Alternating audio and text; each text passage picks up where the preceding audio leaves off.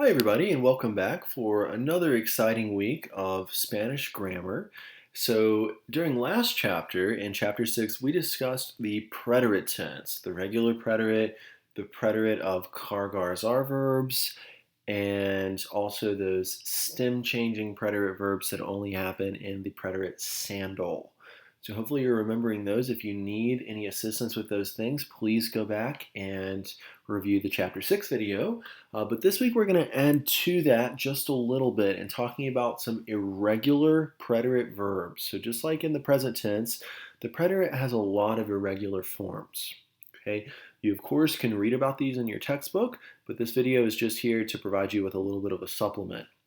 So very quickly, let's review our regular preterite endings. So for an AR verb, we have aste, o, amos, astes, and aron. For an ER or IR verb, we have iste, io, imos, istes, and ieron. Now, here are a series of irregular preterite verbs.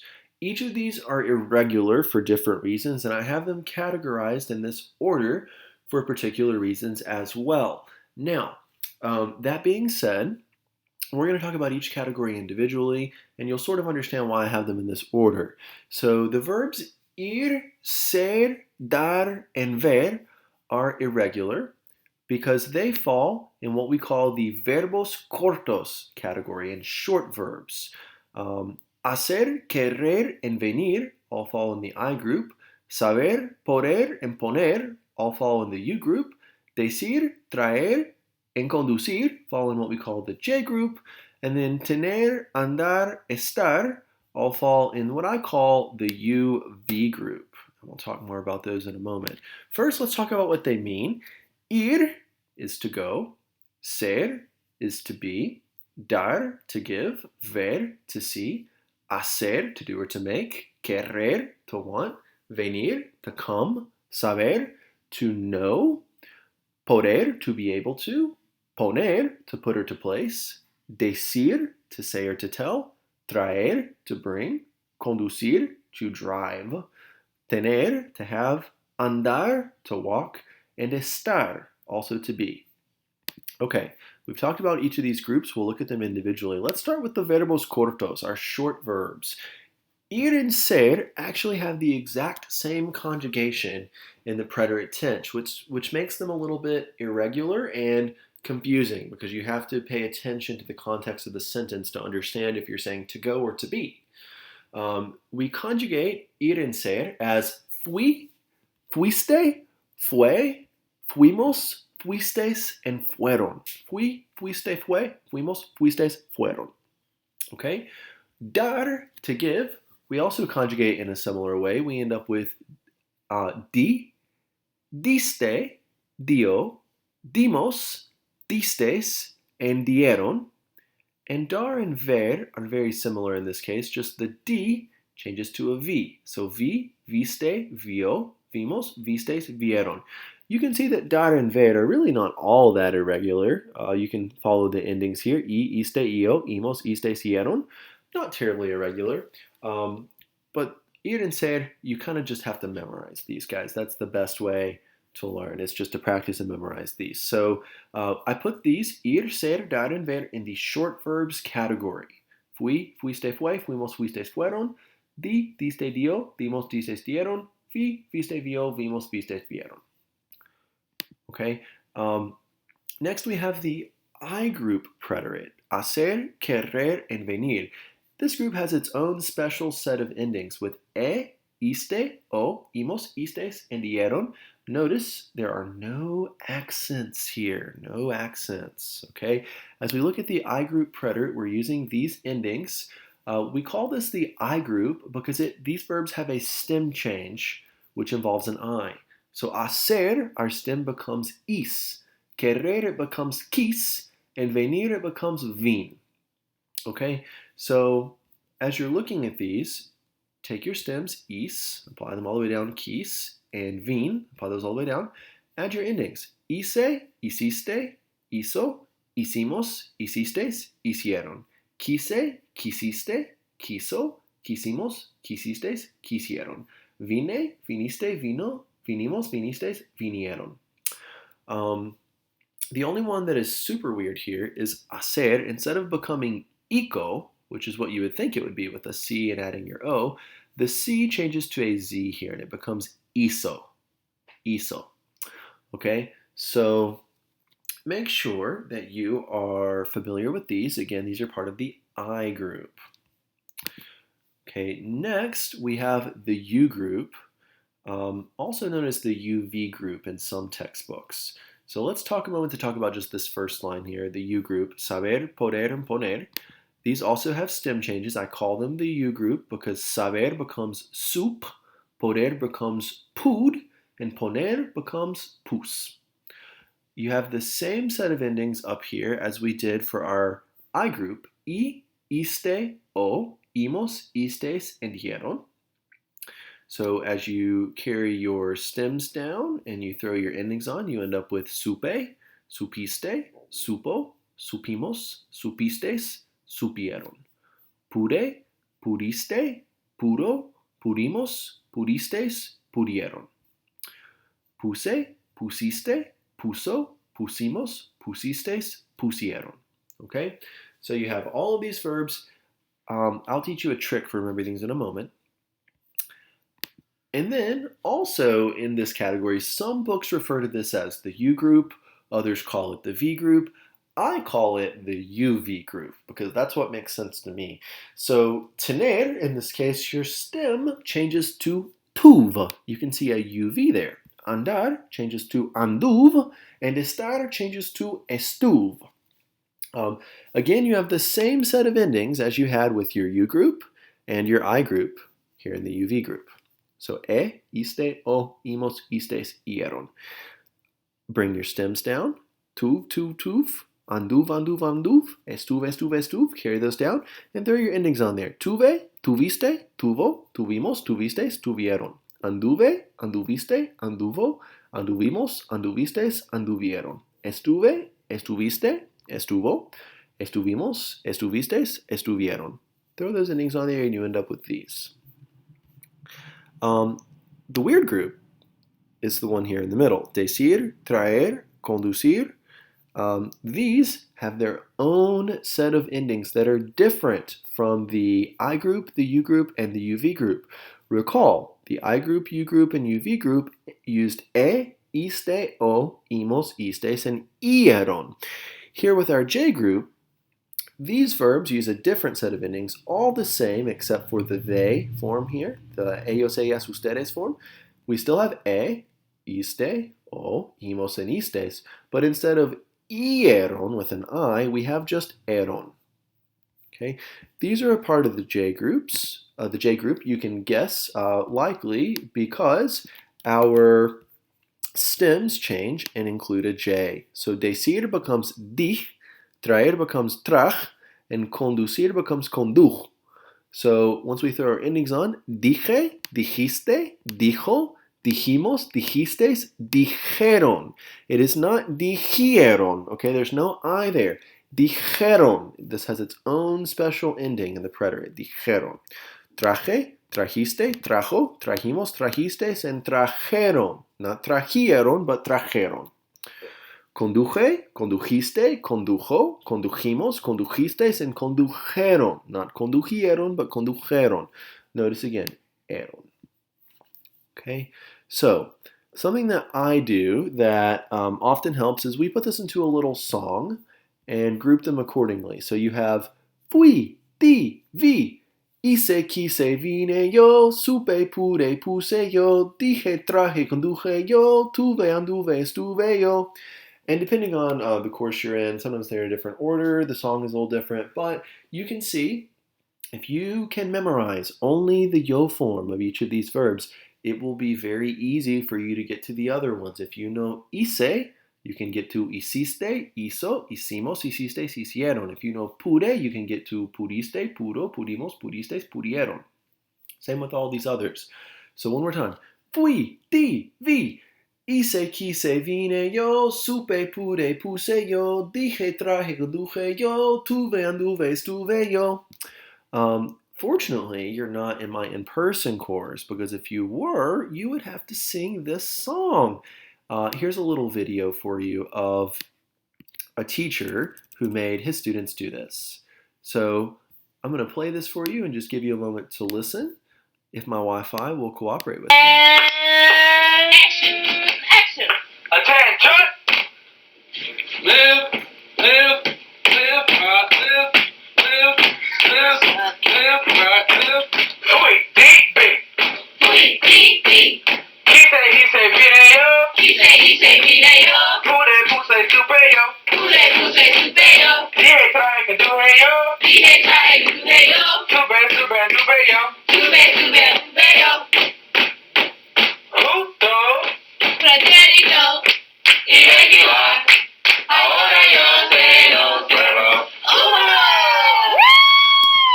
Okay, so you saw one example there of a teacher making her class, use these preterite verbs. Another example for you, this is a very silly, but it does kind of get stuck in your head. This is to the Blurred Lines song, if you're familiar with that at all. This will give you a little intro to that.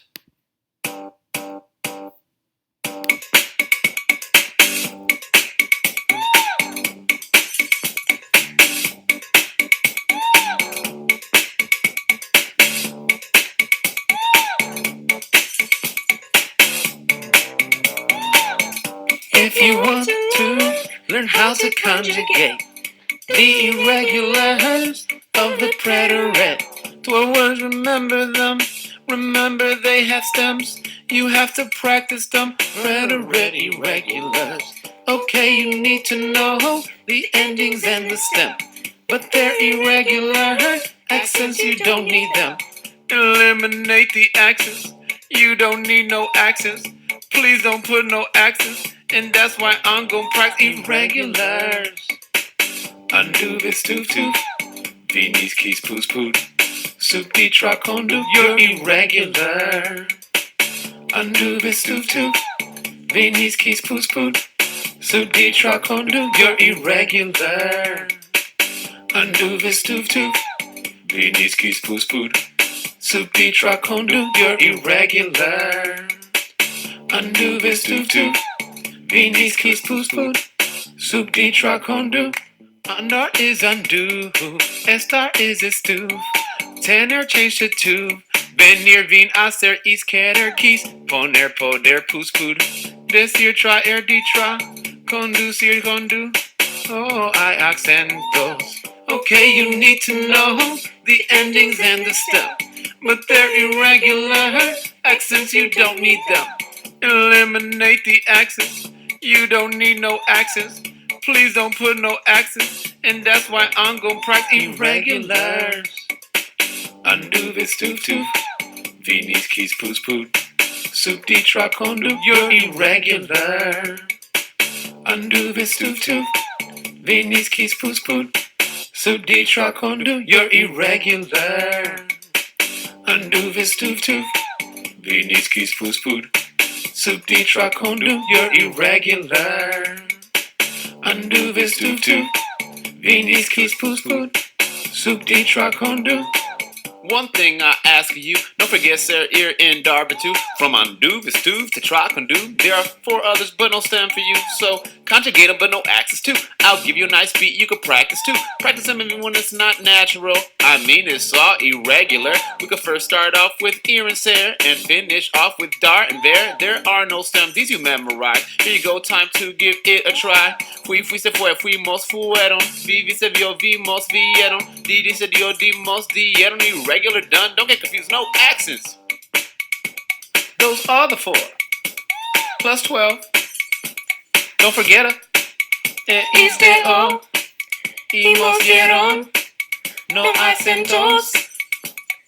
Hey. People, can you see how these words change?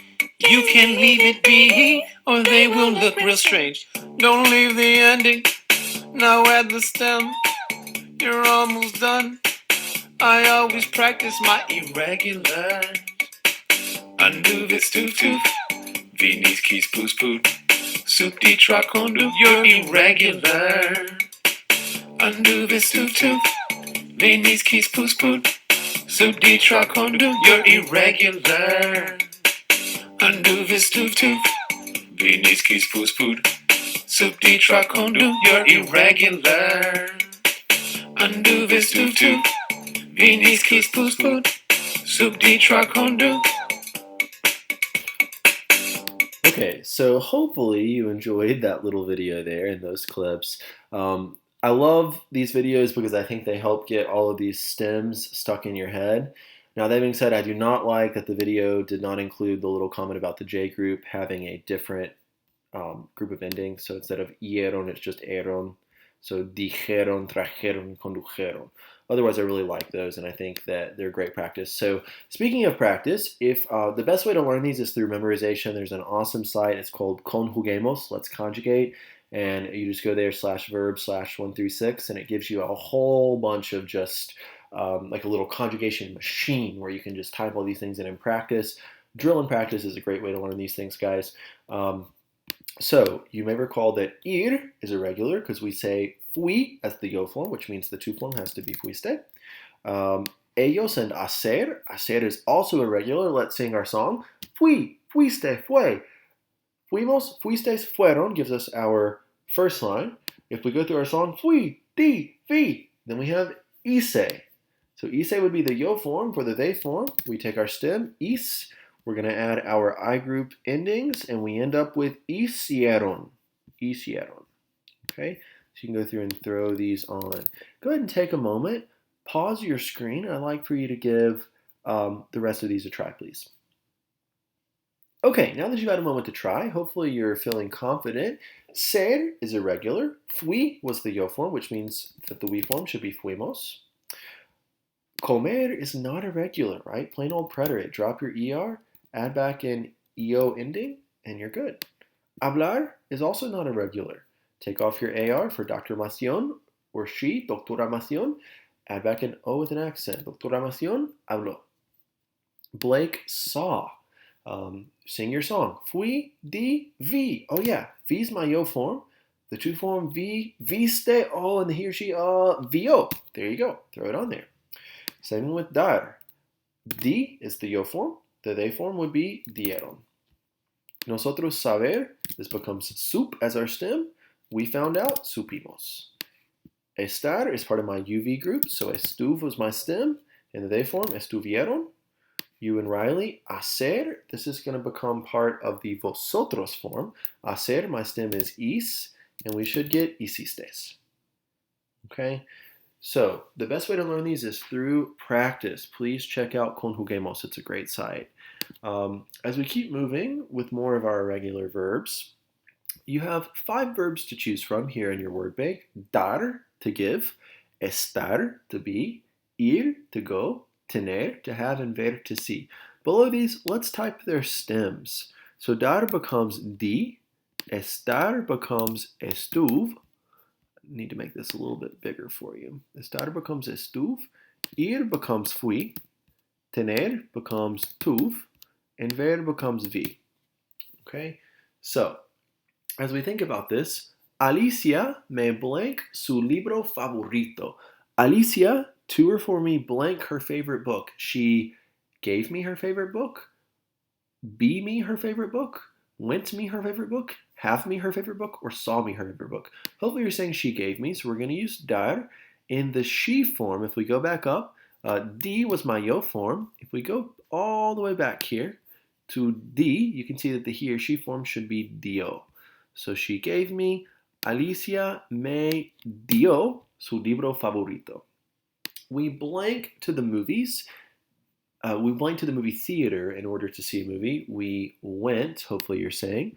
We can cross out dar because we've used it.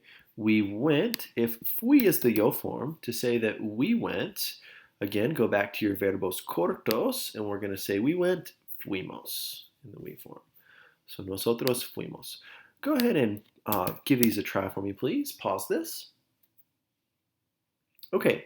Now that you've had an opportunity to try these, let's talk about them. Anoche, last night, I blank que limpiar la casa. Last night I blanked to clean the house.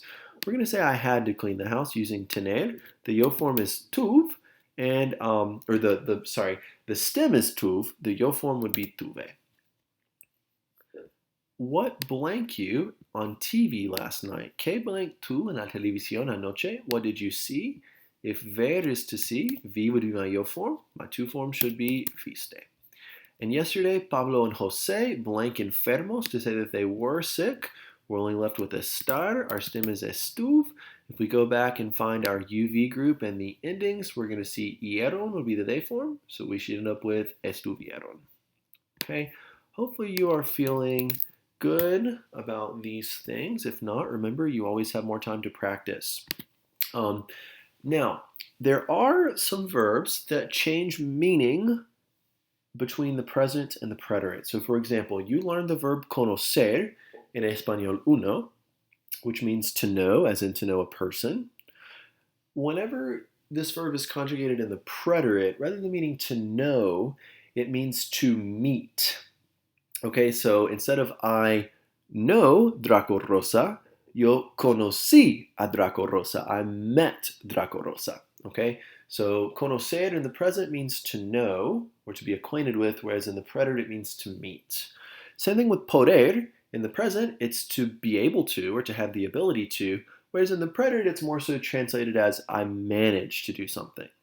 Like pudimos comprar entradas. We managed to buy the tickets.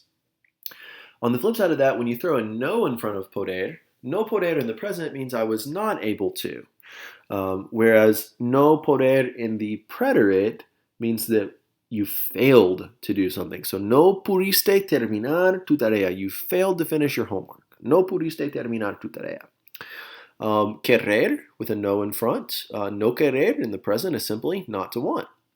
Whereas in the preterite, it means you tried or refused to do something. So ustedes quisieron encontrar sus patines. You tried to find your skates. They're in the positive form. Whereas when you throw a no in front, no quisieron ir sin ellos. They refused to go without them. So, and then saber in the present is to know, as in to know information or how to do something, a fact. Whereas in the preterite tense, it means to find out or to learn. Okay, so you can study those on your own time there, not too bad. So we've talked about our irregular preterite. That was a lot of information, so feel free to replay, go back and visit our YouTube videos, sing your songs, do whatever helps you to learn those words. Okay, now as you continue, we do have some indefinite and negative expressions in Spanish, and these are a little challenging for native speakers of English, okay? I'm sure at some point in your life, you maybe had an English teacher yell at you about double negatives, and here in the South, people use double negatives all the time, incorrectly, of course. So you may hear something like, there wasn't nobody on the beach today, or there wasn't no one on the beach today. Of course, that's incorrect English because there's a double negative. Instead of saying there wasn't nobody, we should say there wasn't anybody, or there wasn't anyone on the beach today. Another example, you may hear that Riley didn't know nothing about calculus before taking the class. When in English, we should correctly say, Riley didn't know anything about calculus before taking the class, okay? So in English, we can't have double negatives, but in Spanish, they're required, okay? So, talk to you about that in a moment. First, I want to go over these positive and negative words. So you have the positives like algo, something, alguien, someone, algún, some or any, and notice these can take different forms. Algún, alguno, alguna, algunos, or algunas. Algunas veces, sometimes, or alguna vez, sometime. Siempre, always. También, also. And o, and there's usually a noun following those, either or. Those are the positives. You also have the negative form, so nada, nothing. Nadie, no one. Ningún, ninguna, ningunos, ningunas, none or not any. Ninguna vez, not one time, not once. Nunca, never. Tampoco, neither or not either. And ni with a noun and ni, so neither nor.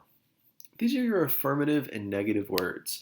Now, when I say that double negatives are required in Spanish, I'm really going to hurt your brain for a moment, okay? In this respect, Spanish is a lot like math class.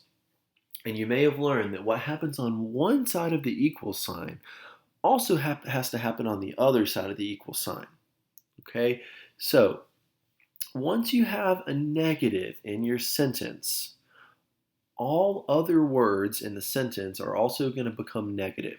In this case, your verb sort of functions as the equal sign of the sentence.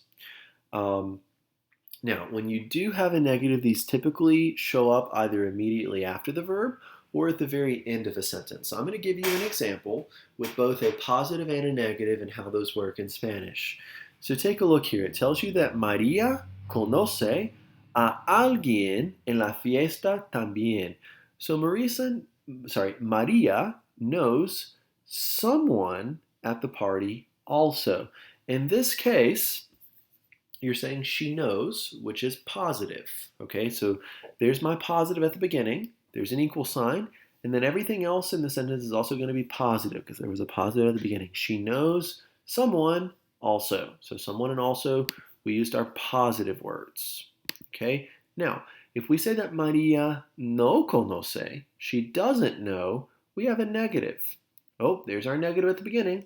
We have our equal sign. So María no conoce, she doesn't know no one at the party, neither. Okay? I know this is very hard for speakers of English, okay? But María no conoce a nadie en la fiesta tampoco. She doesn't know no one in the party, neither.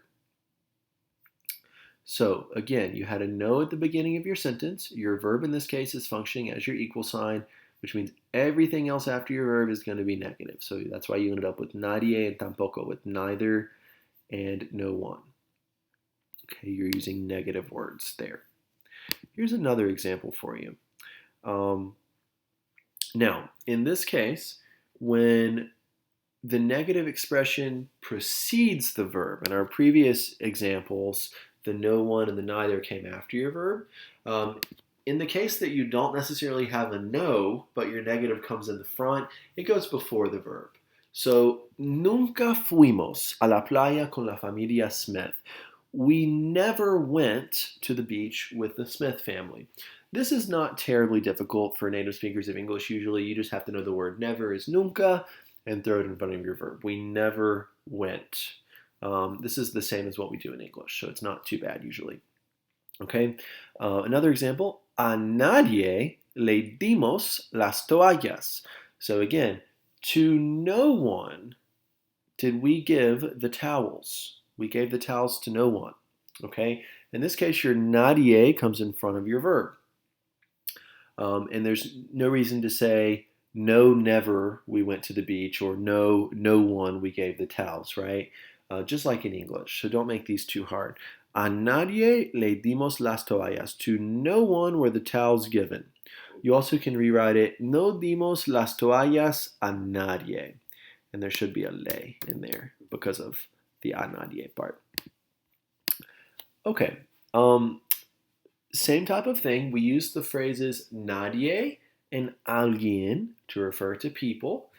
This is natural because nadie means no one or nobody, and alguien means someone or somebody.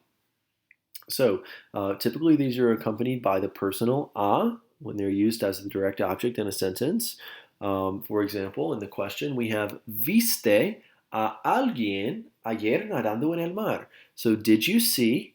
That's positive. There's not a no in front. Did you see alguien, anyone, swimming yesterday in the sea? So viste a alguien. Viste is positive. Did you see someone? The person answers and says, no, no vi. I did not see. Oh, there's my negative with no. Here's my verb, my equal sign. So no vi a nadie en el agua. Nope, I didn't see nobody in the water. I know that's difficult. Okay, you have a no preceding your verb. You have your verb as your equal sign. So everything after that equal sign is going to be negative. Okay, so positive, positive, negative, negative. Some more examples related to ninguno and ninguna. You pretty much always use ninguno and ninguna in singular forms unless you have something that is like inherently plural, like tickets or glasses or something that just naturally is plural in both languages. So it asks you if te quedan algunas entradas. We used alguna, the positive form, because te quedan was positive. So positive later, positive before, positive after. Te quedan algunas entradas. Do you have any tickets left over? No. No me queda ninguna entrada. I don't have any tickets, or I don't have no tickets. It's literally what you're saying. In this case, you have a no preceding your verb as your equal sign, which means everything after that is also going to be negative. So that's why we have no ticket. Ninguna entrada. Ninguna was conjugated with an A here to agree with entrada. Okay. Then it asks you if encontraste algunas lentes. This should actually be algunos because it's lentes are plural. So did you find any glasses? ¿Encontraste algunos lentes? Nope. No encontré ningunos lentes. In this case, encontraste is positive, so we're using algunos. And we have no before our verb here. So everything after our verb is therefore going to be negative because there's a negative and equal sign and then negative over here. So no encontré ningunos lentes with an OS making it agree with lentes, which is masculine and plural. Okay, I know these are very hard for speakers of English. Okay, so I'd like for you to give the questions here in the comprendes section a try. And I'm going to do one for you and then I'll let you pause it as always. So this starts and says, Oye, Juan, hey Juan, ¿tienes blank música de Daddy Yankee? So hey Juan, do you have blank music of Daddy Yankee? Do you have any, none, never, or always music? We should be asking, do you have any music? And we're going to use alguna here. Alguna. Now, as we think about this, música is feminine and singular. So alguna also is feminine and singular. Tienes was positive, and our verb in this case, so that means this is also going to be positive. So do you have any music? Alguna música. And Paula says, no, lo siento, Paula. I'm sorry, Paula. I don't have no music, literally. So in this case, your verb is tengo, and there's a negative in front of it. So negative, equal sign, whatever comes next is going to be negative. So I don't have any, no tengo ninguna, and the word música here is implied. No tengo ninguna música. Don't have any. Okay, go ahead and give this a pause and give numbers 3 and 4 a try for me, please. Okay, now that you've had a moment to try, it says, no hay comida, there's no food blank en las fiestas de Daniel, ¿verdad? So there is blank any food in Daniel's parties, right? There is always no food, or there's never any food. In this case, you can see I as your verb. Preceding I, we have a negative. So that means whatever goes in this blank has to be negative. So nope, there is never, nunca, any food at Daniel's parties. And then this person says, no, tienes razón. No, you're not correct. No tienes razón. Blank hay comida. There's always food. Siempre hay comida. Okay, so a little tricky there. Something you might be asked to do with these, say in my Spanish lab, I may give you a sentence like this, and you may have to select the correct word. So no fuimos blank al mar con Marcos. Again, you can see that fuimos is our verb. Preceding it, we have a negative, so whatever comes after has to be negative. In this case, that doesn't help us so much because there are already multiple negatives here. They're all negative. So we did not go blank to the sea with Marcos. We didn't go none. We didn't go never. You should be saying we never went. No fuimos nunca al mar con Marcos. Nunca. Okay. This says no quiero blank jugo de naranja blank jugo de manzana. So I do not want blank orange juice blank apple juice. Now, you're saying you don't want either one of them, right? In English, we say either one, but in Spanish, notice quiero, our verb, is preceded by a negative. So negative, equal sign, whatever else is going to come next has to be negative. So it can't be CC, it can't be OO, it has to be ni. So I want neither orange juice nor apple juice. Something else you might be asked to do is just to fill in the word in a sentence. So Marcos and Julio quieren blank de comer.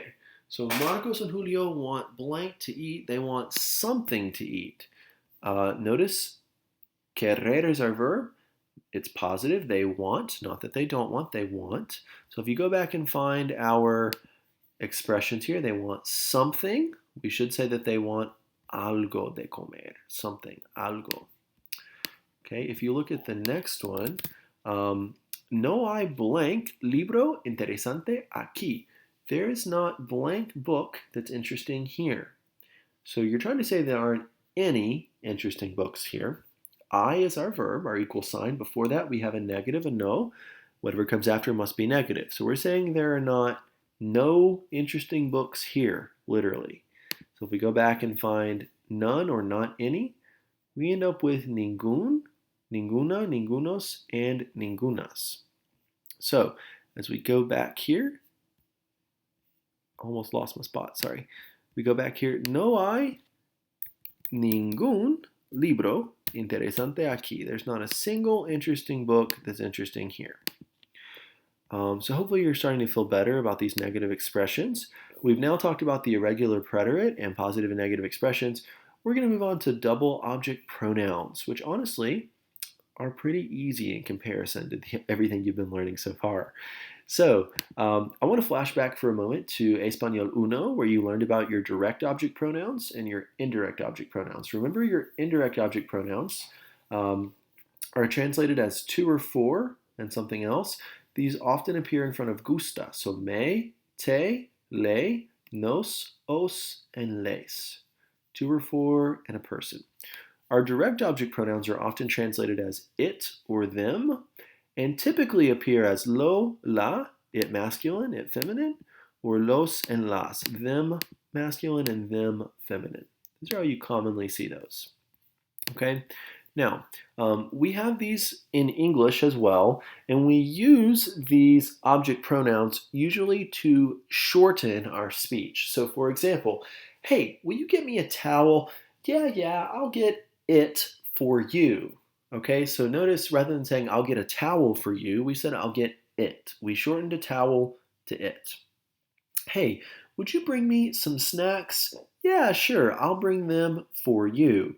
So in this case, snacks became them. Okay, we didn't repeat snacks again, we just changed it to them. So typically, our direct objects generally refer to things that are not people. Now that's not always the case. They can be used for people. That's why we have me, te, nos, and os. But generally speaking, you see them more commonly used referring to inanimate objects, lo, la, los, and las, whereas your indirect objects typically refer to the people. So, for example, would you get me a towel? Yes, I'll get a towel for you. The me and the for you part are referring to people. Those are your indirect objects. The towel, it, inanimate object, that's your direct object. Would you bring me some snacks? Yeah, I'll get them for you. For you and me, those are our indirect objects. Some snacks and them are direct objects. Here's an example from your text. It asks you if me prestas tu raqueta. To or for me, would you allow to borrow your racket? Me prestas tu raqueta. And this person says, claro, of course, te la presto. So of course, to or for you, it, I will loan. So te, to or for you, la, it, referring back to la raqueta, which was masculine singular, presto, I will allow you to borrow. So let's look at some examples of how these work, and we'll kind of talk about them. A good general rule that I still remember from my high school Spanish teacher is indirect before direct, reflexives first of all. Say it with me. Indirect before direct, reflexives first of all. These are there to help you learn about the position of these things in a sentence. So occasionally there may come a situation where you want to use both of them in the same sentence. Just like here, we had te la presto. There was an indirect object and then a direct object preceding your verb. Typically, these do precede your verb, and the indirect object comes before the direct object. So in this sentence, we have Julián, me traes la película. So Julián, to or for me, would you bring the movie? So would you bring the movie? Yeah. I'll bring it to you, or I'll bring you it, we might say in English, okay? So in this case, would you bring me? You're going to answer and say yes, to or for you. So te. It, I will bring. Notice the movie is it, la película. La película is shortened to la because it is feminine and singular. If this had been las películas, we would say sí, te las traigo en un momento, okay? Because movies would be them, it would be feminine and plural, so we would use las. So hopefully you're seeing how these can change. So Julián, me traes las películas. Would you bring me the movies? Yeah. Sí, las traigo en un momento. To or for you, them I will bring in just a moment. Notice as we position them, they always come before the conjugated verb, and you have your indirect and then your direct object. Okay? Another thing you should know about the placement, you have an opportunity to also attach them to the infinitive or to the present participle. You may recall from an earlier lecture that an infinitive is any word that ends in AR, ER, or IR, usually translated as to and something else. So hablar, to talk, traer, to bring, so on and so forth. Now, if you attach your rule, indirect before direct, still applies when you attach. So you would be attaching to your infinitive or to your participle the indirect object first, and then attaching the direct object second. When you do this, it does require an accent mark on the stressed vowel in the verb. For example, Carlos, ¿puedes traerme la bolsa? Are you able to bring me the bag? Notice that me is here. Are you able to bring me, traerme, attached as one word? So that's an example of how it can be attached to an infinitive. So Carlos, are you able to bring me the bag? Yeah. I'm going to bring you it right now. So voy a traerte, to or for you. I'm going to bring you it, la, referring back to the bolsa. So voy a traértela enseguida. So not only do they attach the indirect object and the direct object to the end of the infinitive, they've also added a stressed accent here on the E, on the stressed vowel. So voy a traerte la enseguida. Traértela, all one word. Okay. Now, in the event that this were confusing for attaching, remember you have the option of putting it before your conjugated verb, which in this case is voy. So you could say, sí, te la voy a traer enseguida, as well, placing it in front of your conjugated verb. Another example, he says back, can you bring me the bag? He says, yeah, estoy buscándotela ahora mismo. So yes, I am looking, estoy buscando, for it, for you, right now. Estoy buscándote, to or for you, it, la, again referring back to la bolsa, which is feminine singular, ahora. So these can be tricky. Okay, to further complicate things, the technical grammar term that your book mentions here is that whenever you have a double object sentence, whenever you have a sentence that involves two objects, an indirect and a direct, and you're using the indirect object in the he, she, or they form, so either le or les. In this case, you must change the L to an S. So instead of lelo, lela, lelos, or lelas, you end up with celo, cela, celos, and celas. So the thing that I always tell my students that I think makes it easy to remember is that in Spanish, you can't lelo, or lela, or lelos, or lelas. The only lelo in this world is lelo and stitch. You may remember that movie from back in the day, Lilo and Stitch. Okay, that's the only Lilo that exists. You can't Lelo. In this case, you have to change your L to an S, so it becomes Celo, Cela, Celos, and Celas. Again, this is when you have an indirect and a direct object side by side, and you're using the third person indirect object, le or les. Okay, some examples. I know these are hard, guys. It asks you, ¿Quién les trae la pelota a los jugadores? So who brings the ball to the players, or who's bringing the ball for the players? Les, in this case, is a third person plural indirect object referring to the players, a los jugadores. Traer is my verb, and la pelota is my object. So who is bringing the ball, it, to the players? The coach or the trainer, to or for them, is bringing.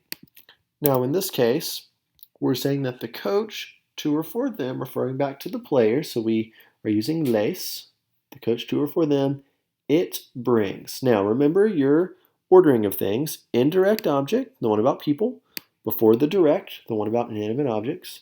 So, el entrenador les la trae. Remember, you cannot les la, because you have two L's side by side here, les la. You must change the L to an S, so you end up with el entrenador se la trae. Okay, remember your rule. The only Lelo in this world is Lilo and Stitch. So instead of, you can't Lelo, Lela, Lelos, or Lelas. You must Celo, Cela, Celos, and Celas. So el entrenador se la trae. Indirect before direct, and your indirect les change to se here. I have one that I want you to try here. It tells you, hace frío afuera, it's cold outside, y necesito unos guantes, and I need some gloves. To whom, a quien, blankety blank, pido. To whom should I ask for them? Okay, I want you to take a moment and think about this, and then we're going to talk about it. So go ahead and pause me. Okay, now that you've had a moment to pause, it's cold outside and I need some gloves. To whom should I ask for them? Well, what's the them we're talking about? Right, it should be gloves or guantes. Are guantes masculine or feminine? You know by unos, they're masculine plural. Okay, so remember our rhyme, indirect before direct. So my them here is going to be what? Referring to unos guantes? Lo, la, los, or las. Should be los, referring to guantes, okay, because it's masculine plural. So to whom should I ask for them? To or for whom, typically, he or she, whom, would refer to le, but remember, I can't lelos. So in this case, my L is going to change to an S, and I should say, a quien se los pido. To whom should I ask for them? A quien se los pido. A couple more examples that I want you to try. It asks you if quieres tus lentes ahora. Do you want your glasses right now? And yes, you should bring blankety blank ahora. You should bring me, them, right now. So take a moment and pause our audio and give these a try. Okay, hopefully you've had a moment to try these. So do you want your glasses right now? What's my object of the sentence, my direct object? It should be glasses. Do you want them right now? So with them, my options are los or las. Lentes, in this case, are masculine. So we're going to say los lentes. So yes, you should bring me, them right now. To say me, or to or for me in Spanish, we say me. So debes traerme los ahora. All one word, traérmelos. As we go down, nos traen las botellas de agua. To or for us, should they bring the bottles of water? As you respond, yes, blankety blank, traemos a ustedes enseguida. So, should we bring you all the bottles of water? Yes, bring us the bottles of water right away. So I want you to take a moment and think through this, and then we're going to talk about it. Okay, as we look at this, you have nos traen. To or for us, should you all bring the bottles of water? Should you all bring us the bottles of water? Yes, we will bring them to you all. So the bottles of water, las botellas de agua, are going to become them. It is feminine and plural because you have las botellas. So we're going to have a las. So this says, yes, them we bring to you all right away. Well, our to you all here is our indirect object pronoun, or technically this is a prepositional phrase letting us know which indirect object pronoun to use. So a ustedes in this case should become les. But you can't say les las traemos a ustedes, in which case our les changes to, hopefully you're saying sí, se. So sí, se las traemos a ustedes enseguida. So them we will bring to you. I'd like for you to take a moment and try these. You need to restate what's here using direct object pronouns. So it gives you that el árbitro le da el balón al jugador. So the ref gives the ball to the player. So you want to say that he gives the ball to him. Okay, so the ball, el balón in this case would be it. We can replace it with lo.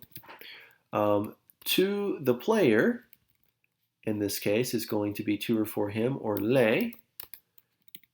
And these come before your verb of give. So we could rewrite this by saying that el árbitro, A-R-B-I-T-O, el árbitro le la da al jugador. So the referee, to or for him, gives it to the player. In this case, we can't le lo lo. Our le must change to se. So el árbitro se lo da al jugador. Gives it to the player. Okay? I'd like for you to try number 2. Take a moment and pause our audio and give number 2 a try. Okay, now that you've had a try, number 2 says that mis amigos, my friends, me, to or for me, compran el refresco. So my friends bought me the drink. You can rewrite this by saying that my friends bought me it.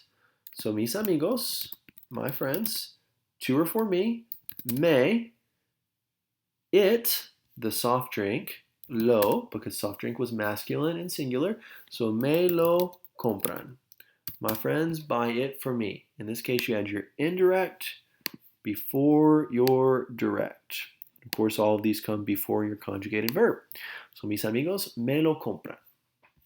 Okay, guys, I know that these are really, really hard. That's why you have these videos to kind of help you and supplement what's in your text. So these are very difficult. You really have to think about them. So an example of what you might be doing on My Spanish Lab with this is something like this. It gives you a sentence just like what we were doing. El camarero me trae el menú. The waiter, to or for me, brings the menu. And you want to say that the waiter blank brings. You're saying that he brings me it. So to say to or for me, we're going to say me. To say it, referring back to the menu, which is masculine singular, you're going to say lo. El camarero me lo trae. Okay? I want you to take a moment, pause our audio, and give numbers 2 and 3 a try. Okay, now that you've had a moment to give these a try, number 2 tells you that compro los libros para ti. I buy the books for you. So blank, compro, something I buy. So you're saying that I bought the books for you, I buy them for you. So the books, in this case, los libros, refers to them. As we shorten los libros, are we going to use lo, la, los, or las? Hopefully you're saying los. That narrows it down to A and B. So we can cross out this one. We're saying I'm buying them for you, para ti. So to or for you in Spanish should be te. And we're going to say that te los compro.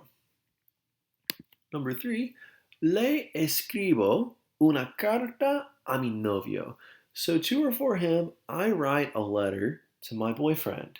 So to my boyfriend would be to or for him, a mi novio, which can be replaced with le. Okay, so we'll throw a le in here. And then we're writing it, a letter to my boyfriend. So una carta it is going to become lo, la, los, or las. Good, it should become la. But I can't say le, la, escribo, because remember, you can't lelo, lela, lelos, or lelas. The only lelo that exists in this world is lelo and stitch. So you should say, your le in this case should change to say, and you should say that say la escribo. So it I write to him. Okay? Hoping these videos are helpful to you guys. Enjoy your week. As always, if you have any questions, my email address you have, so feel free to shoot me an email at any time. Have a great week, guys. Take care.